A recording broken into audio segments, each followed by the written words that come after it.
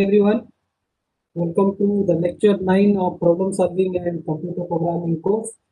Last class we discussed about the if statement, and we have seen a couple of examples that what are the conditions you can put in the if statement, and what happens if there is a single statement is there inside the if or inside the else, or if there is a group of statement is there, how to incorporate that thing that we discussed in the last class. In today's class, we will proceed further for the loop concept, right? So, especially today's class, I am going to tell you about two different loops. One is your while loop, another is called as your do while loop. Okay, but before going to the concept of the loops, you should know why we require loops, right? Suppose we want to carry out the same action multiple times. For example, in each and every semester, you have to go the process of registration. Once registration is over, you will attend the class and you will attend for the minor 1 exam. Then you will appear the mid exam. Then you will appear for the minor 2 exam. Then you will appear for the end exam. And finally, your result will be published.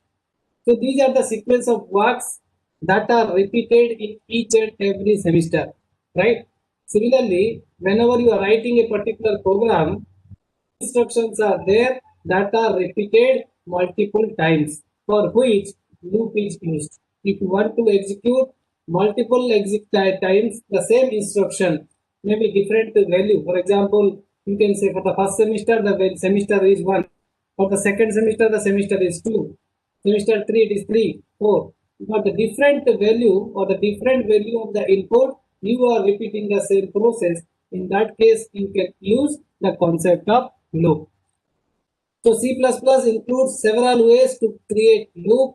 So we'll start with a very simple loop that is called as your while loop. And the syntax of the while loop is same as your what you have seen in the if statement. You are writing if followed by a condition. If you remember how you are declaring if, you are writing if statement. Okay, then there is a condition. If condition is executed, you are executing this statement. If condition is not satisfied or false, you are executing this statement, right? Similarly, in this case, what we are doing, we are writing a keyword while and we are putting a condition here. What is the condition? The condition is count underscore down is greater than 0. So before that, you should know you have declared int countdown or any data type followed by the countdown. You should declare it and you should initialize it to some value, right? Initialize to some value. Otherwise, this statement has no meaning. So for example, I have initialized it by 3, which is a integer type. So what I can do, I will check here while countdown is greater than 0. What is my countdown value? My countdown value is 3. So in a raw you can write so that it will not get any kind of confusion. So in a raw paper or in your another paper you write countdown is initially 3. So it is checking the condition that 3 is greater than 0. That is true. So what it is going to do? It is going to print hello in the output screen. Then it is using count I underscore down is equal to count underscore down minus 1. Okay. So which makes this countdown to 2. Right. Similarly, then the next iteration, once it is over, it will continue this loop until unless your condition is false, you have to iterate this thing. For example, first iteration, the countdown value is 3. Now you are doing countdown is minus is equal to 1. Minus is equal to is a shortcut operator, right? Or shorthand operator, which indicate countdown is equal to countdown minus 1. So countdown is 3, 3 minus 1 is 2. Then you are checking 2 is greater than 0. Yes. So you are printing hello another time. Then countdown is doing count underscore down is equal to count underscore down minus 1.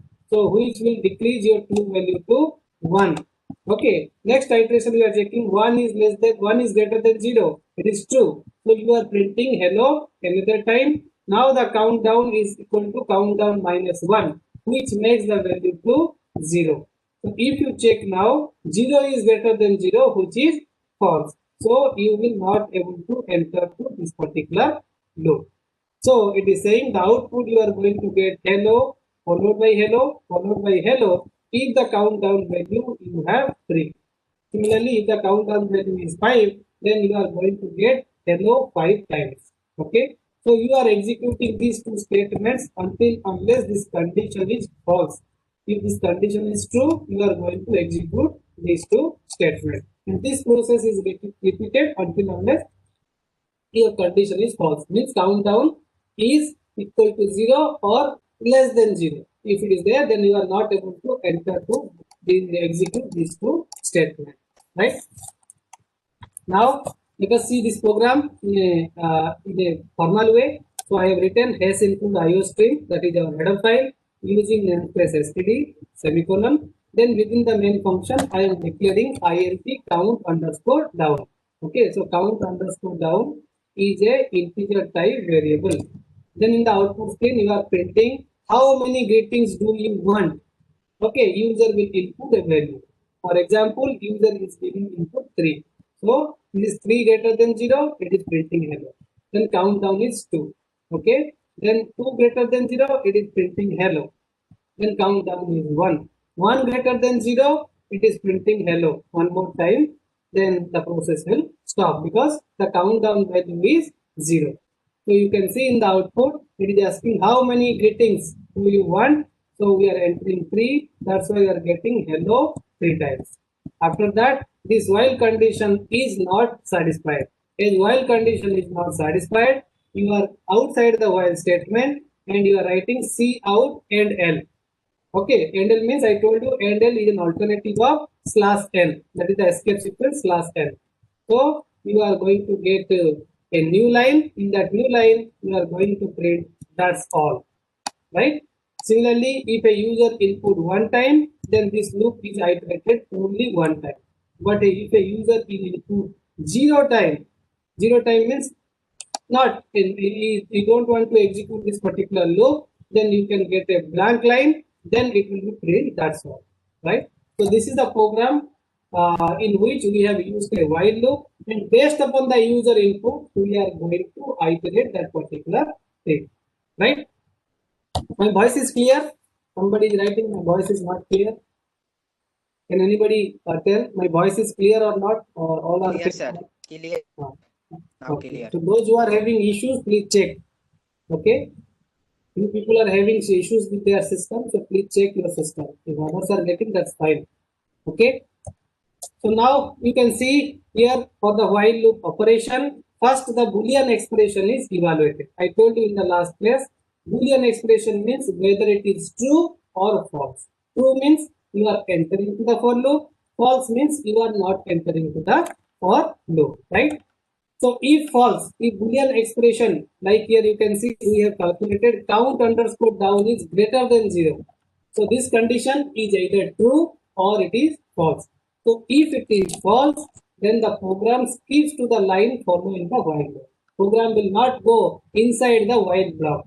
But if it is true, the body of the loop is executed. Whatever there inside the body of the loop, it is executed. But remember that whenever you are using while loop, you should use a increment or decrementer at the end of the while loop. Right? Why increment decrement is required? Because like last program you have seen count underscore down is 3. Okay. If the value is not decreased, then it will go as a infinite loop. That's why inside the while loop, the last condition, at least you have to either decrement the value or increment the value as per the requirement of the program. Right? Now, if it is true, during execution, some item from the Boolean expression is changed. Like earlier, countdown is equal to 3. Once you are executing, countdown is reduced to 2. Once it is executing, countdown is reduced to 1. Okay, once it is executing, countdown is reduced to 0. Like that, the execution is going to be changed, right? The next one is after executing the loop body, the Boolean expression is checked again, repeating the process until the expression becomes false. Like in the previous case, you are calculating count underscore down is greater than 0. Until unless the count underscore down greater than 0 is false, you are going to execute the program, the while loop, inside the while loop. But once it is false, then you have to pull it from the while loop. that you have to take care whenever you are applying some operation using while loop. So a while loop might not execute. Yes. Anybody is having any doubt? Okay. A while loop might not execute at all if the expression is false in the first check. For example, that the count underscore down is equal to 0. So what will happen? You are going to check count underscore down is greater than 0. So initially the value is 0. So from the first check only, it is false. If first check it is false, it will not enter you inside the while loop. So whatever instruction you have written inside the while loop, even if you did some mistake also in the writing the program, it will not affect because it is not able to enter to the while loop, right? So that's what I told you. While you have to write a condition here, right? Whatever condition you want to put, like we put the condition is count underscore down, okay, is greater than 0, right? That is a condition. Sometimes we will write I is greater than 0. Sometimes we will write I is less than equal to 10. Such type of condition you can put here, okay? And if there is a single statement, once this condition is true, if you want to execute a single statement, so no need of this curly bracket, right? But if you want to go for multiple statement, generally in the while case we are executing multiple statement. In that case, you have to put in the curly bracket and closing curly bracket. Okay. So semicolon are used only at the end of the statement within the loop. So whatever statements you are going to write inside the while, it should be end with a semicolon. Suppose there are 4 statements are there, each and every one is ending with your semicolon, right? But you can see here, while Boolean expression is true, that is the statement to repeat. This is the only one instruction. If only one instruction is there, this curly bracket is optional. You can put, you cannot put, there is no problem. But whenever there is a multiple instructions are there, you are bound to put semicolon, right? Otherwise, it will be not expected. You will not get your expected output in this for while loop, right? Now you can see here, there is a difference between a loop body with several statements. You can see in the first case, you have several statements. Statement 1, semicolon. Statement 2, semicolon.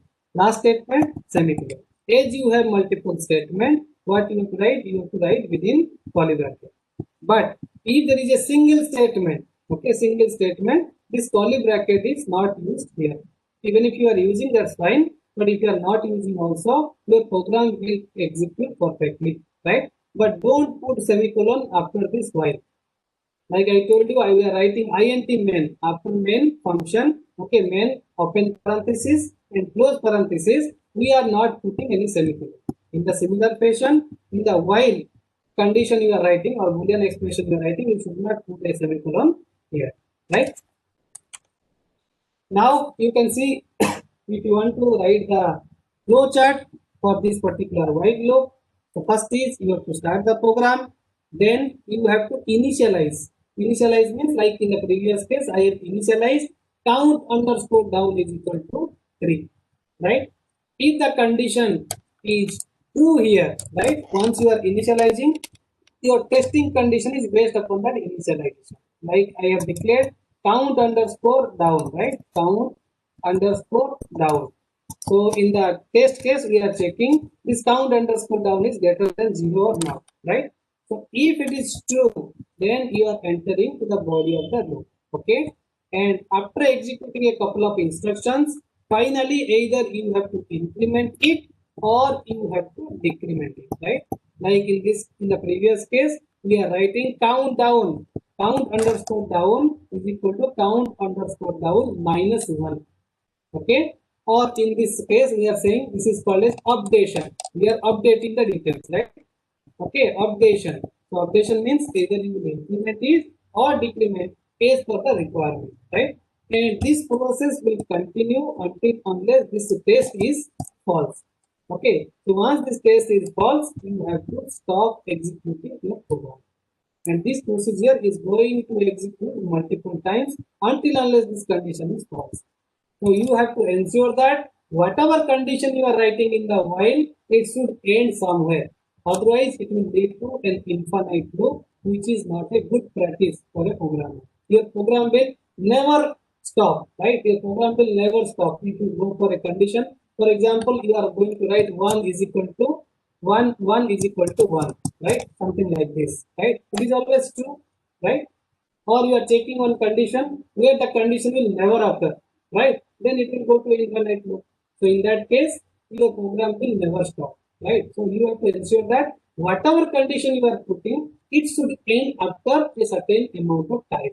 Then only that is accepted. I'll tell you an example so the idea is more clear. So if you want to go for the calculation of simple interest, you know that in your previous experience how to calculate the simple interest. In order to calculate the simple interest, you require three things. One is your principal amount, another is number of years, another is your rate of interest, right? So what I did here, I have taken the initialization count is equal to 1. Okay, and I want to calculate for, let's say, count is less than equal to 3. Until unless the count is less than equal to 3, I will execute. So what is my count value initially? My count value initially is 1. So 1 is always less than equal to your 3. So it is true. So what I want? After that, I will ask you give me the P amount, that is principal, 10 is your number of years, R is nothing but rate of interest. So once a user is input the P and R value, what I will calculate? I will calculate the simple interest, for which you know the formula is P into N into R divided by whole divided by 100, right? Whole divided by 100. So once you calculate this one, you have to print the simple interest value. Okay. Then what you will do? You will increase the count value to 1. Okay. Or you can write as a shortened operator. You can write count plus is equal to 1. The same as count is equal to count plus 1. So in the next iteration, the count value is 2. As 2 is less than 3, you are going to repeat this process again. Okay. And after repeating this process, now the count value is increased to 3. So we are going to check 3 is less than equal to 3. Okay. And you are repeating the same process again. Right. In the next time, it is 4 and 4 less than equal to 3 is false. It is not true. So you have to stop your execution. That's why I told you, you choose a condition in such a manner that after a couple of time of execution or after repeating a number of steps, it should stop. If it is not stopping, then the program is having a infinite loop, right? Infinite loop. Then the program will never stop, and that is not a good practice. That you have to keep in your mind, right? Now the program execute all the statements after the while 3 times. As I told you, we are increasing the count value 1 by 1, and initially the count value is 1, so it is going to repeat it 3 times. For example, if I will take, instead of writing this 3, I will write 5. So how many times it will execute? Obviously, it is going to execute 5 times, right? So that you have to take care while you are writing a condition for the while, which we call as a Boolean expression, right? Okay, so what kind of conditions you can put? The condition being tested may use relational or logical operator as shown in the following examples. Like you can see here, I have written I is less than equal to 10. It is a condition. Sometimes you want to put two conditions. I is greater than equal to 10 and J is less than equal to 15. If both conditions are satisfied, then only we are going to allow you, right? Or you can check in the third case, we have written J should be greater than 10 than 15 or C less than 20. Out of these two, if one is true, then also it is okay. But compulsorily you have J is greater than 10 should be true. Then only you can enter inside the while loop. But if the B value is less than 50, okay, or C value is less than 20, one of them is true or both of them is true, then you are able to enter. If J is also greater than 10, right? So this is a OR operator. OR means either both are true or one of them true is fine. But if you are using AND, means both sides need to be. So such type of conditions you can put instead of the Boolean expression, right? So you can use the relational operator or logical operator as a condition of the while loop, right? So you can see here, I am writing in the first case while I less than equal to 10, I is equal to I plus 1. Okay. In the second case, what I am putting curly bracket. Okay. So as there is a single statement is there, so putting this curly bracket is optional. Okay. So if you want to put multiple statement, then this is compulsory. Otherwise, it is optional. In the first case, the parentheses are optional, right? So if you cannot put, there is no absolutely, there is no difference. But whenever you want to execute multiple instructions inside the while loop, then this curly bracket is compulsory. Otherwise, you will face problem, right? Okay, as a rule, the while must test a condition that will eventually become false. Otherwise, the loop would be executed forever, right? If you are putting a condition which is never false, like I told you, always 1 is equal to 1, 0 is equal to 0. It is true, it is universal true, right? So in that case, what is going to happen? The loop would be executed forever. It will not stop and you have to forcefully stop by closing the close button, right? But that is not a good practice, right? So you have to ensure that sometime the condition should false, right? Now you can see there is a variation of the while loop that is called as a do while loop. So in the maximum campus placement also, people are asking what is the difference between the while loop and do while loop. So we are going to see what is the difference here. Okay, a do while loop is always executed at least once. Like I told you, if while case, if the condition is not true, while case the condition is not true, then the instruction will not be executed. Okay, you will not execute the instruction. But do while case, even if the condition is false, you can execute the instruction at least one time. Okay, or one time you will execute the instruction, right? So the body of the loop is first executed, then the Boolean expression is checked after the body has been executed. So here you can see the syntax. We are writing be or do, right? Then we are starting the curly bracket and closing the curly bracket, in which we are writing multiple statements. And after closing the curly bracket, we are writing while a Boolean expression, okay, and followed by a semicolon. Note that the semicolon is not there in the while loop, and in while case, what we are writing? You are writing while and condition, right? While condition, if the condition is satisfied, you are executing a couple of instructions, right? But in this case, the first you have to start a do. Do is not having any condition. So if there is no condition is there, anyone can enter to this particular block, right? Then we are going to check whether this particular condition is true or not, whether this Boolean expression is true or not. If it is true, then only then you will enter to this do while another time. Otherwise, if the condition is false, you are not going to enter to this do while loop. So this is the difference between the do while loop and while loop. And remember to put the semicolon in the do while loop in the while loop, right? So let us example. Similarly, you can apply with the several statement or you can go for a single statement.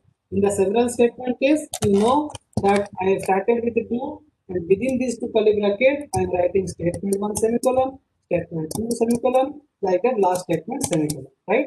Then I am writing while Boolean expression is semicolon. Okay, this semicolon is there in the do while, not in the while, right? Similarly, if you want to execute single statement, so these two curly bracket is optional, right? So you can see here we are writing do, there is a statement, then we are writing while Boolean expression semicolon. Okay, so don't forget to put this final semicolon. This semicolon is required, which is not there in the while loop, right? So in the single statement case, this is optional, and several statement case, it is compulsory, right?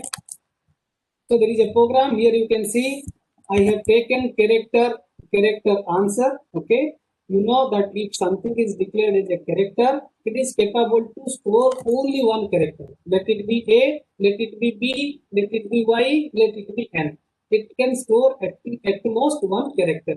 Two character is not possible, right? One character. And a group of character we call it a string.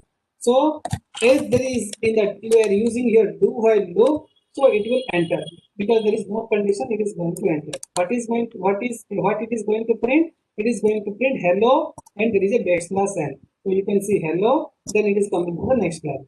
In the next line, you have written, do you want another greeting? So it will printing, do you want another greeting? Question mark. Then slash n means it will go to the next line. So it is saying press Y for yes, comma, N for no, comma. So press Y for yes, comma, N for no, comma. Then there is a backslash n. So it will come to the next line. It will print and then press return colon. So it is playing and then press return colon. And it is asking a user to enter a character. Okay, that character it is storing in ANS, which we declared here as a variable that is of character type.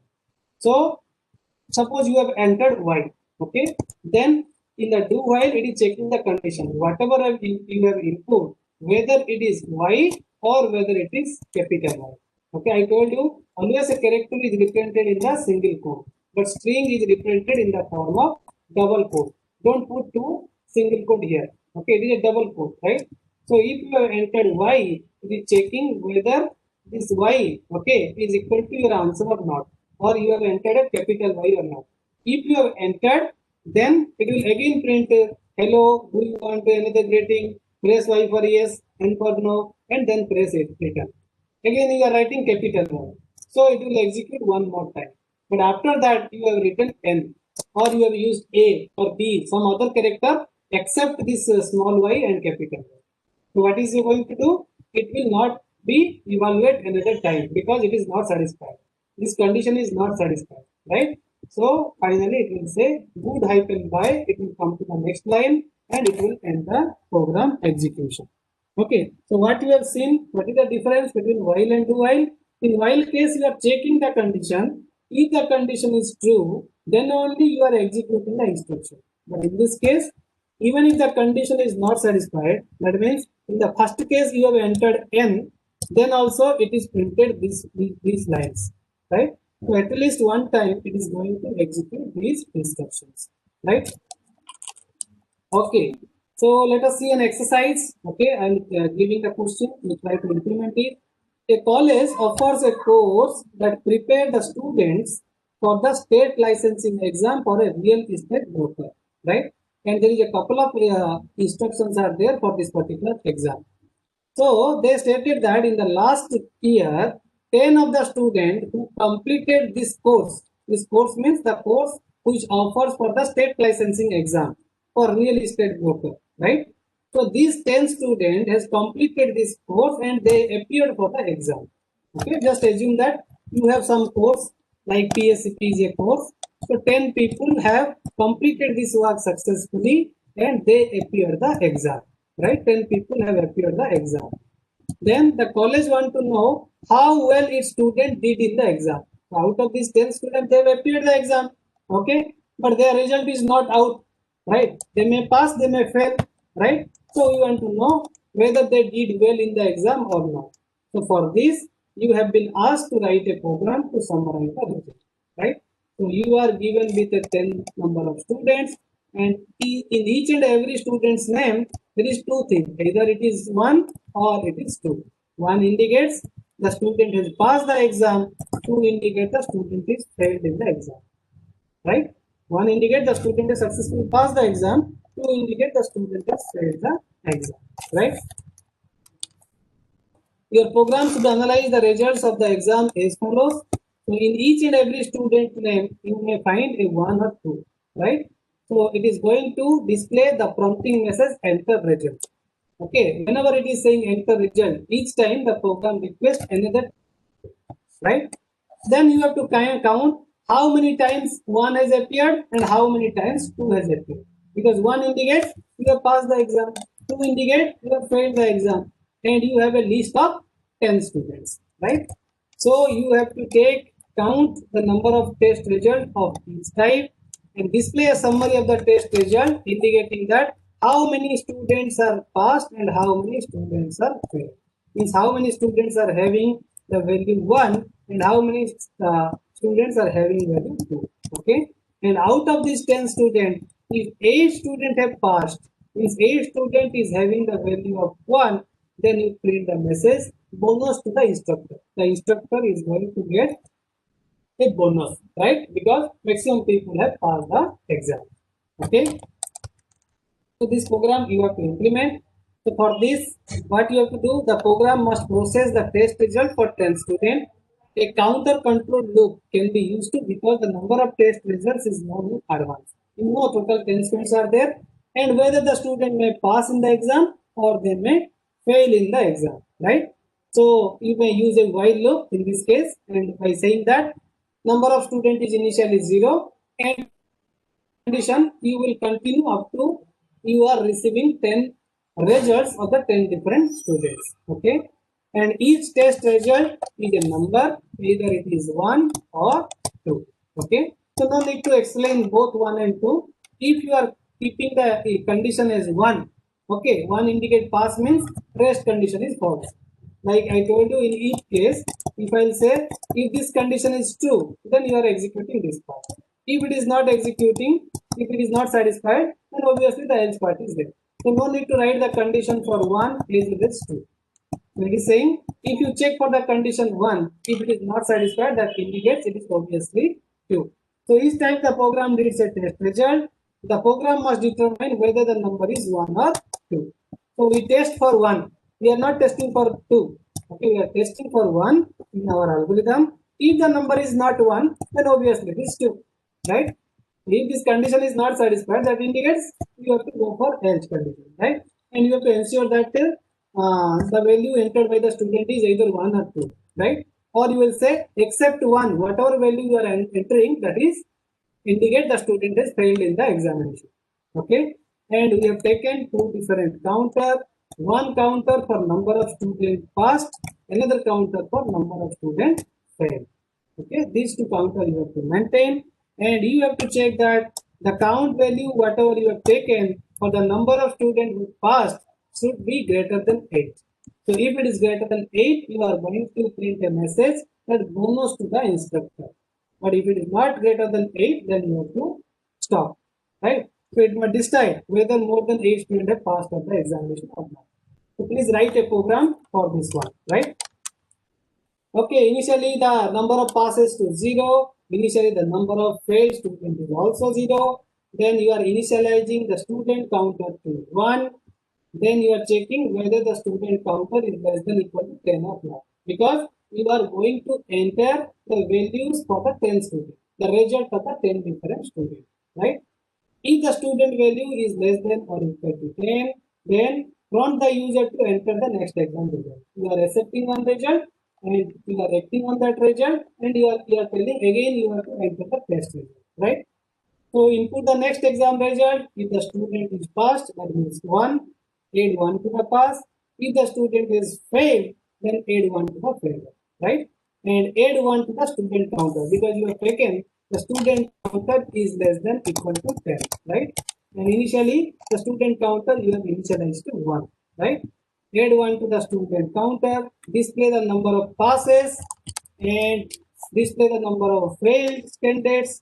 Finally, you have to check if the number of passed candidates is greater than 8, then you will print a message that is bonus to the instructor, right?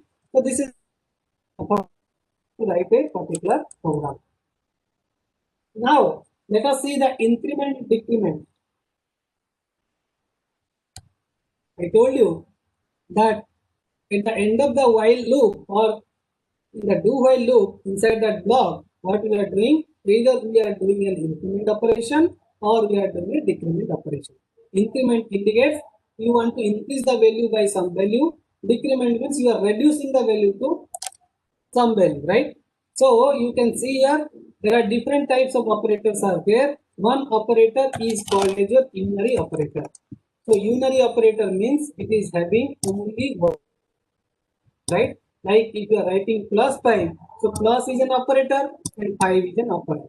Okay, or you are writing minus 5, so minus is an operator and 5 is an operator, right? Similarly, we have another operator that is called as plus plus operator. So you can use to write x plus plus. X plus plus means x value need to be increased by 1, right? So if you want to add 1 to the variable x, then you can write either x plus plus or you can write x is equal to x plus 1, or the second operator what we are saying x plus is equal to 1 also you can write, right? Similarly, you can use the decrement operator, for which you can write x minus minus, or x is equal to x minus 1, or you can write x minus equal to 1. That also you can write as an increment or decrement operator. Let us see another program. So here what we do, this is a program related to our banking system. First condition is that bank charge card balance of $50. Bank is charging the card balance of $50. And 2% per month you are going to get the interest, right? Initially let's say it is $50 and you are going to get 2%. The question says that you have to iterate this thing until unless or how after how many months without payments before your balance exceeds to $100. Okay, initially you have $50 and each and every month you are getting 2% interest. So after how many months your balance is exceeding $100, right? That you are going to check. So in the first month, you know your value is $50 and you are going to get 2% of $50. Okay, so you are after end of the first month, your value is $51 in your account. In the second month, you have to go for $51 and 2% of $51, that is nothing but 52.02, right? In the third month, your main balance is $52.02 and you have to take 2% of 52.02, that is your balance. So this process you have to iterate until unless you reach to $100 or greater than equal to $100, right? That you have to write. And after how many months you are going to get, that is the question asked in this particular program. So this is the program. So we have taken initial balance is 50.0, that is declared as a double type, and initially the number of months is calculated as 0, right? We are writing initial value 0. And what we are printing? We are printing a couple of messages. That is, this program tells you how long it takes /n. So it will come to next line to accumulate a debit of $100, starting with then /n, an initial balance of $50 owed. Okay, the interest rate is 2% per month. So these messages will print, right? So you can see in the output we are getting this message. And there is a /n. We are present in the next line. Then here you are checking while balance is less than 100 rupees. Initially the balance is how much? 50 rupees, right? In this case $50. 50 is less than 100, so it is true. So what you do? We are going to do that 50 plus 0.02 into your balance is 50. So you are going to get 51. Okay, and count value is your initial 0 as you are writing count plus plus. Now the count value is increased to 1, or you can write count is equal to count plus 1, that is also 5. Okay, and this loop is going to execute multiple times until unless this condition is not satisfied. So 36 instructions, okay, 36 iteration your process is finally reached.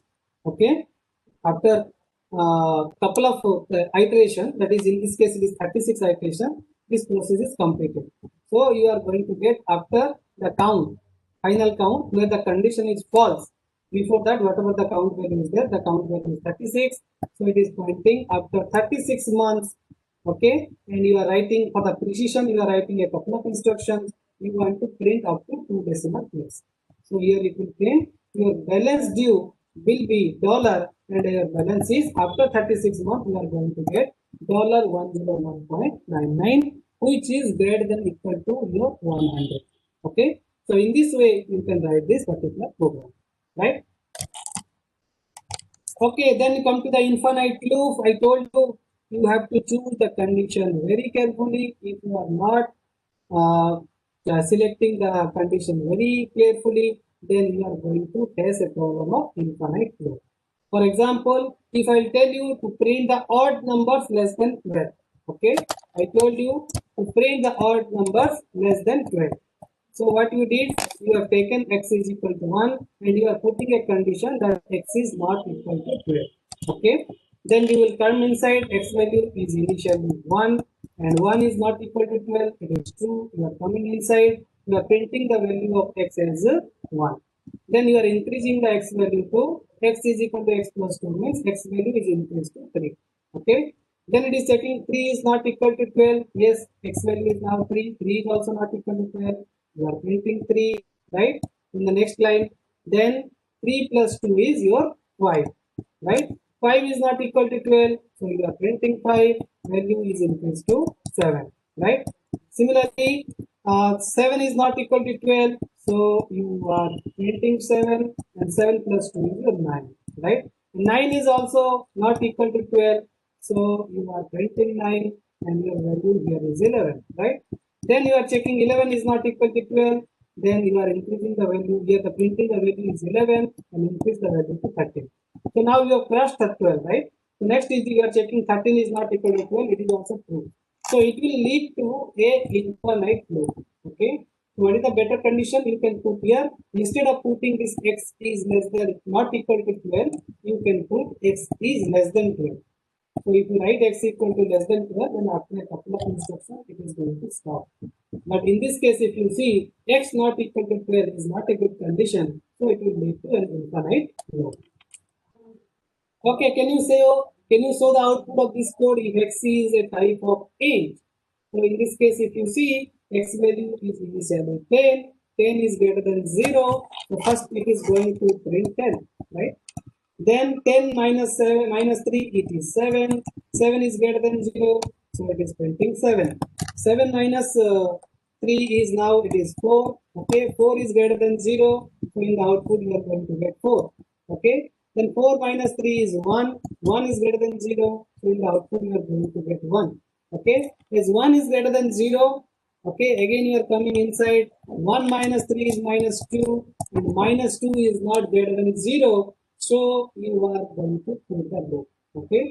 So in this case, you can replace this condition x 0 by uh, x greater than 0 by x less than 0 and check what is the difference you are going to get. Right. So you can see that in some cases you may reach to infinite loop. Right. That is the problem we are going to face in the case of white loop. Okay, next we are going to discuss another topic that is called as the program style. Whenever you are writing a program, you have to keep in your mind the program written with attention to the style. Okay, whatever style you are writing the program, it should be easily readable. Okay, and it should be correct. And whatever things you are writing, that is easy to change. Right? Suppose you are using a constant value in each and every place. So instead of using that constant value, you can take a variable so that in a single iteration, if you are changing something, then the entire thing is changed, right? So that you have to check, and it should be easier to change, right? So you can see here, item considered a group should look like a group. For example, I told you, you are writing a function name here. Okay, you are starting the curly bracket here, closing the curly bracket here. Inside that, you have the if statement. So you have started curly bracket here, you have ended here. You have written, let's say, while loop inside. It started from here and it ending with here. Okay. So sometimes what happens? We are skipping lines between the logical group of statements and we are doing the indentation, right? Like I told you, you have to see that these two curly brackets are belongs to the same function, these two are belongs to the if statement, these two are belongs to the while loop. It should be clearly visible also, right? So you can see here we are checking if x is equal to x equal to 0. I can write the statement starting from here. Okay, but I am writing giving the indentation so that it clearly it will be understood that this statement is inside this if statement, right? So you have to use the braces, you have to use the indentation to make it more easier, right? Okay, then you can see sometimes we are writing double slash for the single comment, or you can use star slash star followed by star slash if you want to go for multiple comments. Like you can see here, I want to write three things in the comment line. So I can write three times this double slash in the beginning of each and every statement, or I can use slash star followed by star slash to keep multiple statements inside that, right? And it is a good practice to use this comment statement so that if you are giving the program to your higher authority or any of your friends, we will be able to understand why you have written this particular line. Okay, and compiler is going to ignore these lines because these are called as the comment lines. So this will not be evaluated. Like you can see in this case, we are giving comment. Here we are going to calculate the regular wages. Okay, then we are writing gross underscore page to write into hours. So somebody want to know the meaning of this one, so you can go to the command line. You know that the programmer want to write calculate the regular wages, right? Okay. So now you can see in the case of constant, we are using number constant have no mnemonics value. Here mnemonics means you can see sometimes we are using INC for increment. Okay, INC is a mnemonic. It is used in the Intel microprocessor. Or you are using constant. For example, sometimes you are assigning I is equal to 5 in some line you are writing j is equal to 5, sometimes you are writing k is equal to 5. With the same value you are assigning, instead of writing this 5, what I can do, I can write, let's say, INC. Okay, let's say INC or something like this. I am writing, right? So what I can do, in the top of the program, I will write INC is equal to 5. So what happens if later point of time if you want to change the 5 value to 7, then you have to change in each and every place. But in this case, you have to change only in this place so that it will be reflected to the entire program, right? Such type of things you can use instead of using a static value inside the program. So number constant used to prove out a program are difficult to find and change when needed, right? So what is the solution? You can use allow us to name number constant so that they have meaning, or you can allow us to change all occurrences simply by changing the value of the constant, right? Such type of things you can use to avoid the repetition or changing the things in multiple places. Okay, we are using the const keyword. That is a predefined keyword that is const used to declare the constant. For example, here you can see I have used the const keyword. I have mentioned the data type as int. Then I am declaring a particular variable that is called as window underscore count is equal to 10. So wherever in your program you will write window underscore count, its value is specified as 10. Okay, and this value will not be right? And generally, these values we are writing in the capital letter. Okay, we are writing all the things in the capital letter. So when you require a static value in multiple places, this is the correct way of representation in the program, right? So you can see here, this is the correct way of writing a particular program. Like one person has mentioned the file name is this one, right? Author name, your name, email address, your email address, assignment number, description, why you are writing this program, and when you change the program. Because when you join software industry, based upon the client requirement, okay, you are repeatedly changing the code. So later point of time, you may confuse which code is the latest one. So it is better to put the last change date and time. Okay, so that you know that yes, this is the latest one, this is the old one, right? So you can see here I have declared normal is a double type, but it is a constant, and its value is 98.6, right? Then I have declared another double variable that is temperature, which is not constant. So in the message, what we are printing, enter your temperature. We are entering the temperature. Temperature we are entering is 98.6, right?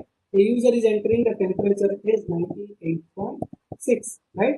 Then in the normal case, I have written 98.6. Okay, 98.6 I have defined as a constant. So I am checking whether temperature is greater than normal or not. If temperature is greater than normal, then I can say you have fever, drink lots of liquid and get to bed. But if it is not 98.6, what you have to do? You don't have fever, so go study. So in this case, you can see the temperature, what you are giving input, that is nothing but 98.6, right? But normal, the constant value is your 98.6, okay? So 98.6 is greater than 98.6. Is it true? No. So as it is not true, it is showing you don't have a fever. Right? This condition is not satisfied, so it is printing you don't have fever, go study. That will become as your output. Right? So these are the questions that you have to solve. That is, create a named constant of type double. Right? You have to declare a named constant with double type. Okay, and assign some value. Then determine if a program can modify the value of a constant or not, whether it is possible or not. Next is describe the benefit of comment. What is the benefit of a single line comment? What is the benefit of a multi-line comment, right? And explain why indenting is important in the program. Why indentation is required. Why you are putting the starting curly bracket and closing the curly bracket in the same place. That you have to highlight and explain why blank is important in the program. Why you are skipping some lines. Okay, that you have to also identify. And a couple of experiments are there. Okay, I am telling you the problems, right? So these problems you have to solve, right? First program is write a C++ program that uses a while statement and the tab escape sequence class T to print the following terms of the values. For example, you can see you have to first print n, then you have to print 10 into n, then you have to print 100 into n, then you have to print 1000 into n. And n value will take from 1 to 5. Okay, so here you can see the n values are 1 to 5. 10 into n means 10, 20, 30, 40, 50. 10 into 100 into n. Okay, that is 100, 200, 300, 400, 500. 1000 into 1 means 1000 to 5000. Okay, so these you have to use class T instead of using class n. Here you have used this class T, and after the end of each and every statement, you have to use class n. Okay, so you have to implement the program such a manner that the output looks like this one. Right? First question is this one. Coming to the second question, there is a large company that pays its salespeople on a commission basis. Based upon the salespeople's income, right, he is going to pay the commission, right? So salesperson people each receive $200 per week. They are given a constant value of $200 per week plus 9% of their income, so 9% of their gross sale, right? So for example, if a person has done for $5 or 5,000, then he is going to get $200 plus he is going to get 9% of $5,000, right? $200 plus 9% of $5,000 he is going to do, right? For example, in this case, we are going to get $650, right? Like $200 plus if you calculate 9% of 5,000, you are going to get $450. So when you add these two, you are going to get $650. So you have to write a C++ program that uses a while statement to input each salesperson's gross sales for the last week and calculate and display the salesperson's earning and process one salesperson figures at a time. So the output look like this one. If a user has input 5,000, so you know that is $200 you are going to pay plus 9%, that is nothing but 0.09 of 5,000, right? So you are going to get the total value is 650. And in this case, it is 6,000. So it is nothing but $200 plus 0.09, that is 9% of your 6,000. Okay, so you are going to get the value as $750, right? Like that, you have to put until unless a user is giving input as -1. If a user is giving input as -1, then you have to stop, right? Coming to the third program, drivers are concerned with the mileage obtained by their automobiles, right? So what they are doing, one driver has kept track of several trips by recording how many miles he has traveled and how many gallons of for each and every trip, right? So for this, you have to write a C++ program that uses a while statement to input the miles driven and gallons used for each trip. The program should calculate and display the miles per gallon of each trip and print the combined miles per gallons obtained the all tank fulls up to this point. So you can see the output. From the output, I will tell you more clearly. For example, a driver has written the number of the miles he has traveled, that is 287. Okay, and the gallons of gallons is used for this particular travel is 30. So you can do 287 divided by 113. You are going to get 22.07. So you can say MPG this trip is 22.07. Okay, as it is the first travel, the total MPG is a major MPG in this trip. So you are getting the same value here. Okay, then he made another travel in which he traveled 200 miles. Then he has seen that 10 gallons has spent, so it is calculating 200 divided by 10, so you are going to get 20, right? But total LPG you are going to calculate, that is nothing but 287 plus 200, okay, then divided by 13 gallons spent in the first iteration, 10 gallons spent in the second iteration. So you have to calculate this value. You have to say that total LPG is 21.173913. In this process, you have to iterate until unless the driver is going to enter -1. -1 means he don't want to continue. That is for the quit the program, right? So this is the third program you have to implement. Okay, the fourth program is nothing but write a program that reads in the size of the side of a square, right? Then prints a hollow square of that size out of asterisk and blanks. A program should work for the squares of all the size between 1 to 20, 1 and 20. For example, if your input is 5, you should give an input in between 1 to 20. But if your size is 5, then it should be the output. So you can see here the output should look like this one. There is 5 star in the first row and the last row, and in between that you have only starting star and closing star. And in between there is no star is there. That will be called as a hollow square. Right? This is your hollow square. So similarly, a user can input 1 to 20. Anything the user can input. Right? So accordingly, you are going to print such type of square, right? Hollow square, okay, of asterisk and glance is a output. So this is the another program you are going to solve.